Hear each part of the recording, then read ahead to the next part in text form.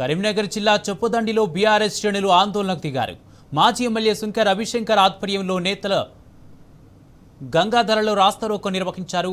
బండి సంజయ్ కొడుకు నిందితుడిగా ఉన్న పోక్సో కేసును నీరుగార్చే అవకాశం ఉన్నందున కేంద్ర మంత్రి పదవికి రాజీనామా చేయాలన్నారు. మోదీ సర్కారు బండి సంజయ్ని వెంటనే బర్తరఫ్ చేయాలని డిమాండ్ చేశారు.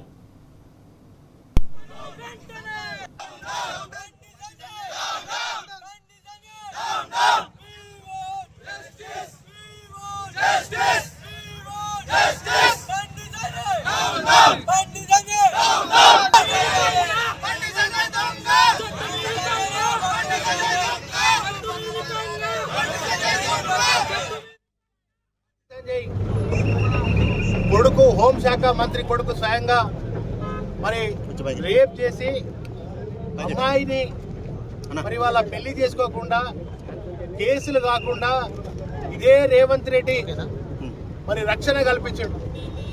9 రోజులుగా బండి సంజయ్కి తన కొడుకును అప్పగించాలని ఒక బాధ్యత కలిగినటువంటి ఒక ఎంపీ పదవిలో హోంశాఖ మంత్రి పదవిలో ఉన్నటువంటి ఆయనకు తన కొడుకు తప్పు చేసిండు, డ్రగ్స్ తీసుకున్నాడు, అమ్మాయిని మరి రేప్ చేసిండు, ఆయనను చట్టరీత్యా శిక్షించాలి, ఆయన చట్టానికి అప్పచెప్పాలనే ఒక సోయి లేని హోంశాఖ మంత్రి ఈ రాష్ట్రంలో ఉండడం నిజంగా సిగ్గుచేటు. మేము ఇవాళ బీఆర్ఎస్ పార్టీ పక్షాన ఒకటే డిమాండ్ చేస్తున్నాం, ఆ మైనర్ బాలికకు న్యాయం చేయండి.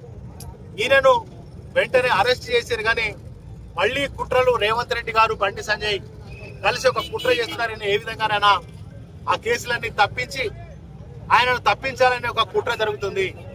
కానీ సోషల్ మీడియాలో ఉన్నటువంటి వారియర్స్ బలంగా కొట్లాడడం, అదేవిధంగా బీఆర్ఎస్ పార్టీ కూడా బలంగా కొట్లాడడం, మా మహిళలు అక్కా చెల్లెళ్ళు బ్రహ్మాండంగా ఒక పులులై ఇవాళ రోడ్ల మీదకి వచ్చి వాళ్ళు అనేక పోరాటాలు చేస్తే ఇలా రేవంత్ రెడ్డి సర్కార్ దిగి వచ్చి ఆయన తాత్కాలికంగా అరెస్ట్ చేయడం ముఖ్యంగా ఆయనకు సరైనటువంటి శిక్ష పడాలి.